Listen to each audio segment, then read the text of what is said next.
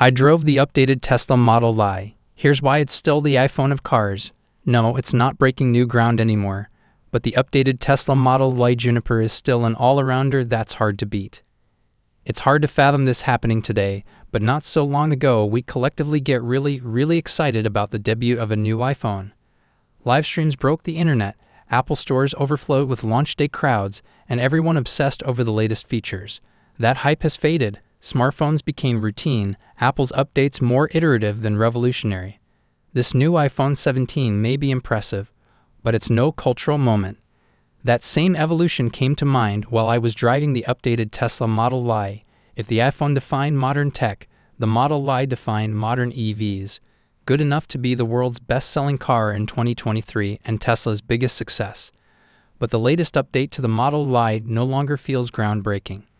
It's a better version of the same car with sharper looks, more range, a nicer interior, and stronger specs. Yet Tesla hasn't changed the fundamentals. There's still no ultra-fast charging, 800-volt architecture, factory bi-directional charging, or flashy Cybertruck tech like steer-by-wire. It feels like the slightly better camera update of EVs, and that's all before we get to certain perception issues Tesla has these days, to put it gently. Behind the wheel, the upgrades do add up to something meaningful. The new Model Y is drastically better than before, and probably Tesla's best car yet. And for most buyers, it may still be the best all-around EV for sale in America. Full disclosure, Tesla does not provide press loaner cars to inside EVs, so I paid to rent this 2026 Model Y on Turo from HEP Mobility. They were fantastic hosts. 2026 Tesla Model Y Juniper, specs and overview. 2026 Tesla Model Y Long Range AWD, EV range 327 miles EPA, as TSTD price $49,000 established. Base price $48,990, Battery 75 kWh, usable. Dry TYP dual motor AWD, OTPUD 397 established. 375 pound-feet established. Speed 0 to 60 mph 4.6 seconds established. Charge time 10%, 80% in till 27 minutes on a Tesla supercharger. 2 Model Y versions are on sale in the US as of this writing. The long-range rear-wheel drive version starts at $44,900 and the long-range all-wheel drive version comes in at $48,990. Power comes from an approximately 75 kilowatt-hour usable battery with 357 miles of range on the R2D car and 327 miles of range on the AWD model. Those numbers may no longer be industry-leading, but they're certainly above average for this class. These improvements over the old car aren't always obvious, but they are vast. Take the new Model Y's signature visual upgrade, the thin, horizontal matrix LED light bar up front. It's not just a nod to the Cybercab, it is the best adaptive high-beam system I have ever tested, detecting cars and other objects on the road at night and shining around them so it never blinds other drivers. Headlights like these are newly legal in North America, and as far as I'm concerned, Tesla has reset the bar for illumination with them. Speaking of bars, that full-width LED bar on the rear hatch is a neat trick. It projects its light onto a panel below it and looks pretty wild at night. Since the Model Y was never designed with the historical baggage of gas cars, it remains superb in terms of cargo space and storage. You get 29 cubic feet of space behind the second row of seats, 75.5 cubic feet of total interior space, and 4 cubic feet out of the deeply generous front trunk. The frunk on my AWD Kia EV6 can't even hold my camera bag. Tesla trounces the competition here, including bigger EVs and any gas-powered car in this class. The new acoustic glass also cuts road noise and wind noise by 20% compared to the outgoing model, according to Tesla, while the thicker roof glass is far less likely to bake you in the sun like older cars do. The subtle visual tweaks also yield far better aerodynamic efficiency than before. And the sound system is better, while the sometimes questionable build quality of older Teslas is now long gone. Basically, if you had gripes about the old Model Y, you will have fewer of them this time. 2026 Tesla Model Y. Driving experience. The car I rented was an AWD Model Y on 19-inch wheels. Springing for the 20-inch ones drops your range up to 24 miles, so this is the one I'd get. The Model Y's driving dynamics have grown up. Gone is the notoriously harsh ride that made the previous car, and its sibling, the Model 3, unpleasant to be in when the pavement got even moderately rough. This is a thoroughly revised chassis and suspension design with new frequency-selective dampers and a stiffer structure overall. The result is a car that's less punishing than it once was, and much more relaxing to put hundreds of miles on in one go. Even in non-performance form, the Model Y remains damn quick. While Tesla doesn't release horsepower numbers for these cars, it does quote a 0 to 60 time of 4.6 seconds. In highway passing, it feels quicker than that, enough to surprise some mid-tier performance cars. The handling feels sharp too, owing to that revised suspension and the Model Y's relatively compact size. It's better in the corners than, say, a comparable non-N Hyundai Ioniq 5, and it remains hundreds of pounds lighter than other EV options. At the same time, Tesla's steering setup is as numb as it's ever been, but overall, it's rather fun to drive. That's aided by some of the best one-pedal driving calibration in the business. You can only choose between standard and low region, so don't expect the deep customization you might get elsewhere. But in terms of smoothness, controllability, and predictability, the Tesla approach is outstanding. 2026 Tesla Model Y Interior. If you hate Tesla's ultra-minimalist, screen-centric approach, you will probably hate this Model Y just as much as the last one, if not more. It's not for everyone, and it does present a learning curve that even I, as a non-Tesla owning journalist who drives every EV out there, have to adjust to. The thing is, you do get used to the two roller balls and smattering of buttons on the steering wheel, along with the screen itself, especially once you get your settings and preferences dialed in. It takes me around 20 minutes whenever I'm back in one of these cars, and then everything clicks. And unlike the Model 3, the Model Y at least still gets a physical turn signal stock. But the headline here is that the Model Y's cabin is vastly improved, nicer even than the updated Model 3. You get some nice synthetic leather upholstery, fox seat and fabric accents on the door cards, a dual wireless charging pad that actually works without overheating my phone, and a thin LED light strip that extends across the dash to the doors. All told, it just doesn't feel as cheap as it used to, and it's hopefully less prone to falling apart the way these interiors used to. The overall build quality is markedly better than the fleet of Cybertrucks we tested last year too. The Model Y is dialed in, much more complete feeling. Probably best of all, the rear seats are far less thin and hard than before. It's no longer an Uber ride you'll absolutely dread. Do these improvements make the Model Y a luxury car? I don't think so. Not the way, say, the new BMW X3 aims to be.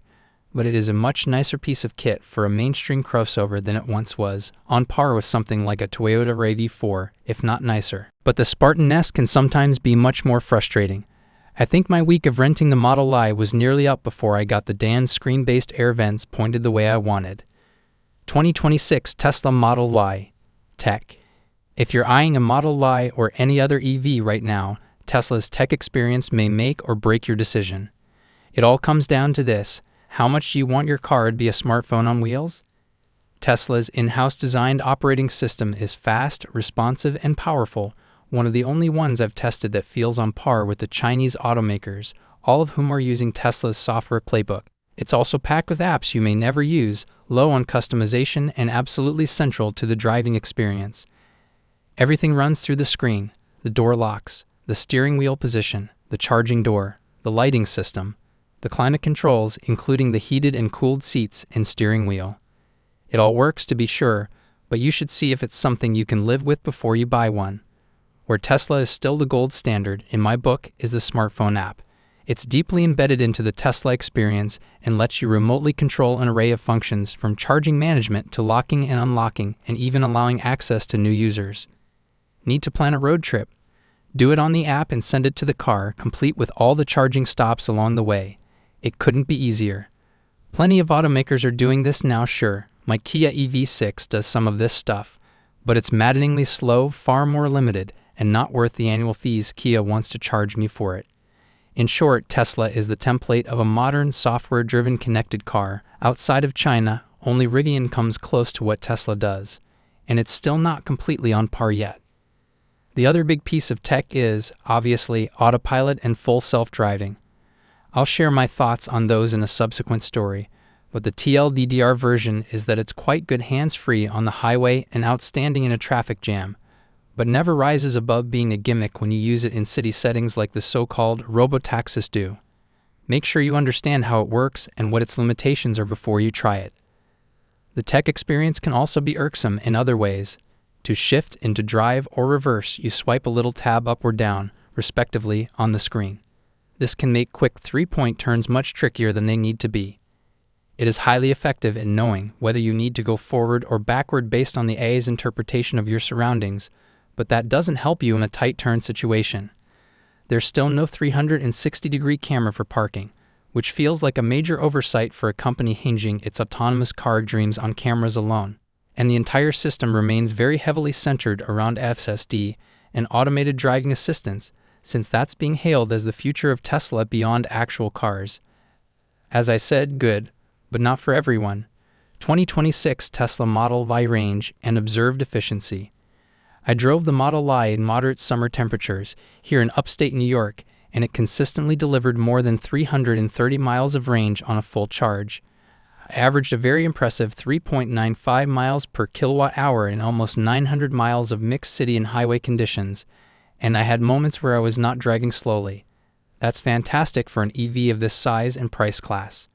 I'd love to retest this Model Y in the winter to test its cold weather efficiency, but overall high marks in the distance department. 2026 Tesla Model Y charging. The Model Y still uses a 400-volt EV architecture, as do all current Tesla superchargers. You're lucky to see, at most, 250 kilowatt charging speeds in most of your fast charging adventures. But because the Model Y has a strong charging curve, it took roughly 27 minutes for me to go from 10 to 80%.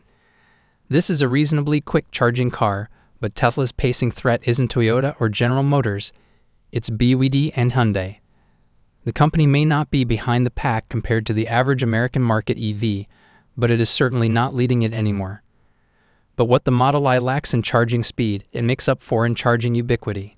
Tesla superchargers are damn near everywhere these days. That even saved me a few times on road trips through places like the rural West Texas desert.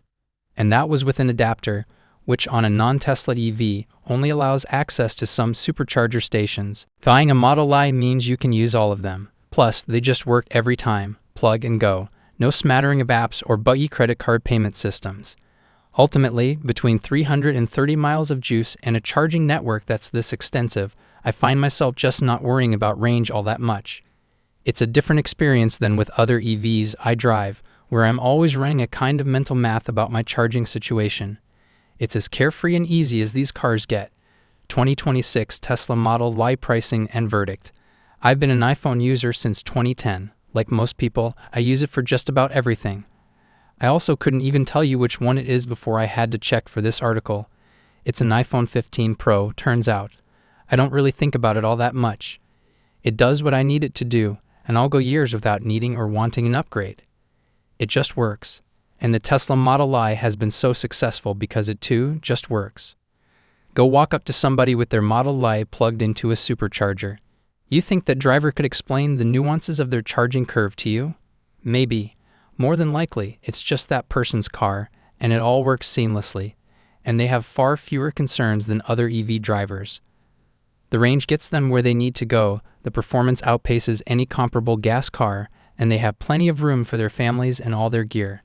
They don't use third-party apps for route planning. They tell the car where they want to go, and the car sorts out the rest in the background. They don't worry about whether the charging stations will work or have available stalls, because superchargers almost always work and have available stalls. As near as I can tell, this Model Y stickered for somewhere around $49,000, right around the average price of a new car in America these days. That's before any EV tax credits or Tesla discounts. For all you're getting, it's a solid package. This is especially true when you look at the competition. A Ford Mustang Mach-E comes close, but the Model Y has a slight supercharger access advantage. The Hyundai Ioniq 5 comes even closer with faster charging and a native Tesla-style plug. But the Model Y has far better software.